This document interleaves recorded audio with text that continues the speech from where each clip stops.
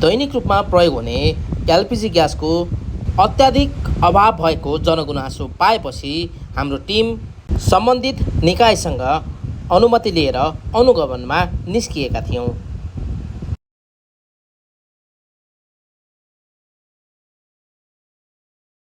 अझै पनि पावर पहुँच अझै नेता म हुँ भनेर ल्याएर ग्यास राख्न मिल्ने सामान्य नागरिक पहुँच नभएको, नचिनेको, मजदुर, लेबर जस्ता मान्छेहरूले आज ग्यास समस्या छ। आज रोल्पा रुकुमदेखि आएका विद्यार्थीहरूलाई पनि आज बजारमा भाडामा बसेर म पनि एउटा पीडित छु। अहिले मेरो घरमा ग्यास छैन, ग्यास सिलिन्डर खाली यहाँ ल्याएर राखेको छु। अहिले तपाईँ हेर्नु होला होइन, मैले यहाँ अगाडिको ग्यास पसल छ नि एउटा राप्ती ग्यास, लगभग 7 दिन जति भयो मैले नाम टिपाएर छोडेको छु।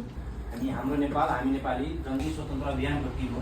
त्यस्तै हामीहरूले जहाँ गलत भइरहेको छ, जहाँ विसङ्गति, विकृति, भ्रष्टाचार, जस्तो अब अहिले नै ग्यासको अभाव जो भइरहेछ, त्यही विषयमा हामी जनताको गुनासो आएपछि हामी सम्बन्धित निकायसम्म पुग्ने गर्छौँ।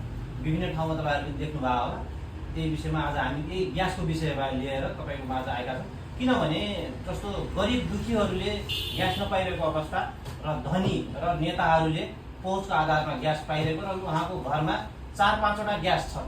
हामीले धेरै ठाउँबाट सुन्दैन, तर दिउँसभरि काम गरेर खाने जो गरिब हुनुहुन्छ नि, उहाँहरूले ग्यास पाइराख्नु भएको छैन।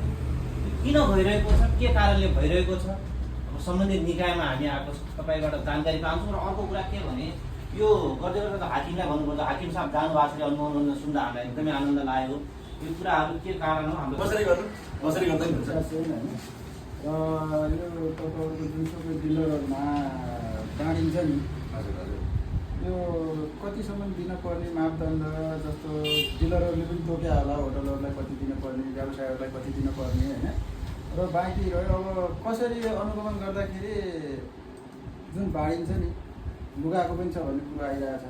त्यो लुगाउनु भन्दा हजुरबाट हामीले कुनै डिटेल, यो डिलरलाई हामीले यतिसम्म दिएका छौँ भने डिटेल त पाउन सकिन्छ होला नि त।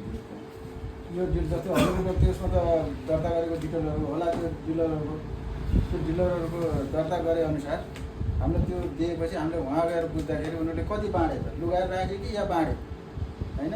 कुनै अब आफ्नो आफन्ती मान्छेहरूलाई यो लामो समयसम्म अब तपाईँको बन्द पो हुने हो कि भन्ने हिसाबले उनीहरूले स्टक पनि राखेका छन्, आफ्नो मान्छेहरूलाई दिनलाई पनि राखेका छन्। मैले हिजो मात्रै साँझ मेरै गाउँ एरियामादेखि 5वटा सिलिन्डर एउटै व्यक्तिले लगेर गाडीमा झारेको छ होइन। अब त्यसरी स्टेप राखेको छ, एउटा सर्वसाधारणले त्यसरी राख्यो भने त्यो पशु पावरको आधारमा राखेको हो। नमस्कार, मेरो नाम दन्ना खनाल, म जेनजी तुलसीपुर नगर समिति हाम्रो नेपाल, हामी नेपाली जनजाति अभियानको सदस्य।